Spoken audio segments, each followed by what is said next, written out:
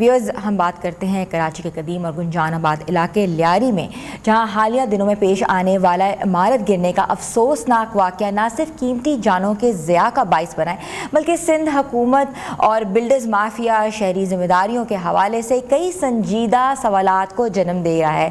یہ عمارت جو کہ 2022 سے Sindh building control authority SBSCA کی فہرست میں بطور خطرناک شامل تھی، کئی بار نوٹسز کے باوجود مکمل طور پر خالی نہ کرائی جا سکی۔ بلڈنگ کے گرنے سے متعدد افراد جان کی بازی سے ہار گئے اور کئی شدید زخمی ہو گئے، جن میں خواتین اور بچے بھی شامل تھے۔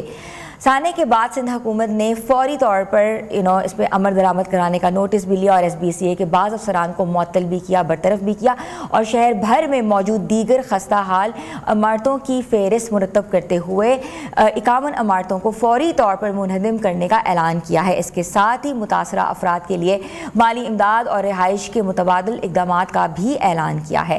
لیکن سوال یہ پیدا ہوتا ہے کہ کیا صرف یہ سانے کے بعد کے اقدامات کافی ہیں؟ یہ وقت ہے کہ حکومت سندھ اور بلڈرز عوامی سطح پر بھی اصلاحات کرے اور احتساب کا عمل شروع کرے۔ تو اس پورے سیناریو کو ڈسکس کرنے کے لیے ہمارے ساتھ موجود ہے سمیتا افضل، ترجمان حکومت سندھ، جن کو میں ویلکم کرتی ہوں۔ جی السلام علیکم۔ السلام علیکم Hina, good morning. Good morning Smita, how are you? Very good, thank you so much. Samita, that's really sometimes like acceptable and really heart-wrenching what happened in Lyari. بالکل آپ صحیح کہہ رہی ہیں، جو لیاری میں واقعہ ہوا وہ کسی کے لیے بھی بہت ہی ٹریجک انسیڈنٹ ہے۔ کہیں بھی معصوم جانوں کا نقصان ہوتا ہے تو دکھ، درد، یہ ساری چیزیں ہوتی ہیں، بٹ اب گورنمنٹ نے یہ ڈیسائیڈ کیا ہے۔ آپ کو بھی پتا ہوگا کہ ایک تو 50 آورس کا جو ہے آپریشن چلتا رہا، جہاں پہ ملبہ ہٹایا جا رہا تھا، ساری چیزیں کی جا رہی، ریسکیو مشن چل رہا تھا۔ اس کے بعد جو ہے فوری جو ہے کچھ ایسے ڈیسیشنز لیے گئے جس میں سسپینشنز اور ریموولز ہوئی۔ اس کے بعد جو ہے CM صاحب نے عاشورے کے بعد جو ہے میٹنگ رکھی تھی، جو کہ کل صبح میٹنگ ہوئی تھی، اور جب وہ میٹنگ کنکلوڈ ہوئی تو اس کے بعد پریس بریفنگ میں چاروں منسٹرز نے بیٹھ کے یہ بتایا کہ آگے کی ہماری ورکنگ اور وہ کیا ہوگی ریگارڈنگ اس بلڈنگز کے۔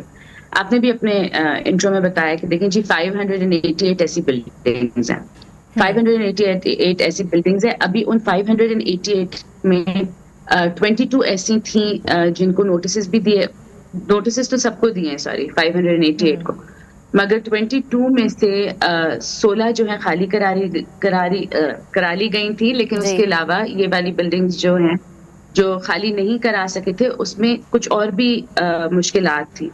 جیسے یہ جو اسپیسیفکلی ہم اگر اس بلڈنگ کی بات کریں جس نے جو کولیپس کیا، اس کی رات کو بھی جولٹس آئے تھے، مطلب 9 ساڑھے 9 بجے اگر آپ لوگوں کے وہاں کے مکینوں کے یا وہاں کے جو نیبرز تھے ان کی اب آپ وہ سنیں تو 9 بجے بھی جولز آئے تھے۔ اور اسی دن جو ہے ایک بار پھر جو ہے SBCA کی تیسری یا چوتھی اٹیمپٹ تھی ان کو ایوکٹ کرنے کی، ان کو ایویکویٹ کرنے کی، نکالنے کی، لیکن وہ ریزیڈنٹس نے اس کو ریزسٹ کیا اور کوآپریٹ نہیں کیا۔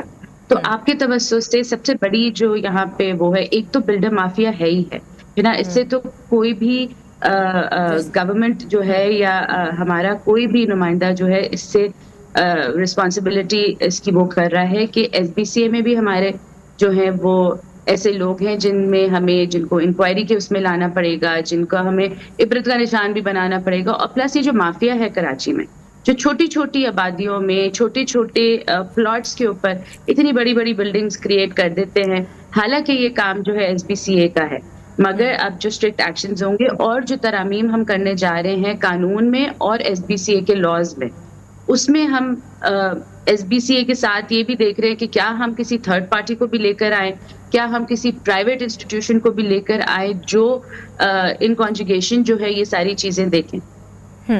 سمیتا آپ بالکل صحیح فرما رہی ہیں، لیکن آپ نے کہا جس طرح کہ اباؤٹ دا انسیڈنٹ جولٹس آئے، اور ایک طرح سے جولٹس کا آنا بھی ایک طرح سے ان پرسن اور پہلے سے ایک نشاندہی کی جا رہی تھی کہ یا کچھ نہ کچھ ہونے والا ہے۔ مجھے بتائیں کہ ایک متوسط طبقہ جو کہ ساری زندگی اپنی جمع پونجی जोड़ कर एक घर और एक फ्लैट, ना उसकी छत अपनी होती ना उसकी ज़मीन अपनी होती, वो ख़रीदता है और उसके बाद कहा जाता है कि खाली करा दिया जाए, मुतमादिल कोई रास्ता नहीं है, कोई जगह नहीं है, सर छुपाने के लिए अपने बच्चों को या अपनी घर की ख़वातीन को वो कहाँ लेके जाए? That is the basic question I want to ask. Absolutely, ये इसके ऊपर भी पूरा वो बनाया जाए. देखिए, मैं आपको इस बिल्डिंग की नहीं है, वैसे भी अगर हम बात करें तो पहले तो हमें ये डेटा कलेक्ट करना है. हमें इन बिल्डिंग्स का तो पता है कि 588 बिल्डिंग्स हैं, जिसमें से 51 को जो है डिमोलिश करने का किया गया. इवन जहाँ पे ये कल उस दिन बिल्डिंग गिरी है, उसके आसपास की जो बिल्डिंग्स थी वो भी बहुत ज्यादा मुतासर हो गई और उसको भी इवैक्यूएट करा दिया गया है. अब देखिए जी, 3 चीजें हैं. हमें पहले डिटरमिन करना है, यही जो अभी हमें 48 आवर्स जो है अंडर कमिश्नर कराची मिले दिए गए हैं रिपोर्ट बनाने के, वो ये हैं कि ये जो 51 बिल्डिंग्स हैं इसकी भी स्लैब्स क्रिएट कर दिए ना, 588 बिल्डिंग्स के स्लैब्स क्रिएट कर दिए कि किसमें सबसे पहले हमें इवैक्यूएशन करानी है, किसमें जो है हमें सेकेंड फेज में इवैक्यूएशन करानी है, प्लस किसमें हमें जो है रिपेयर एंड मेंटेनेंस से काम चल सकता है. ये वाली पूरी इंफॉर्मेशन हमें, प्लस इसके साथ साथ हमें एक इंफॉर्मेशन जो हमारे पास नहीं है और जो हमें लेने की जरूरत है कि इसमें जो फैमिलीज हैं, इसमें जो फैमिलीज जो टेनेंट्स जो रह रहे हैं, क्या वो कितने ओनर्स हैं, कितने जो हैं वो रेंट पे हैं और कितने वो जो एक पगड़ी सिस्टम चलता आ रहा है उस पे है, ताकि उसके बाद जो है गवर्नमेंट अपनी एसओपी बना सकेगी. देखिए, जो रेंट पे होंगे उनके लिए एक अलग एसओपी होगी, जो ओनर्स होंगे ऑब्वियसली उनको आपको फाइनेंशियली भी सपोर्ट करना पड़ेगा क्योंकि उन्होंने हेवी अमाउंट जो है अपनी को देनी होगी. तो ये पूरा जो है इसके ऊपर जो है काम शुरू हो गया है.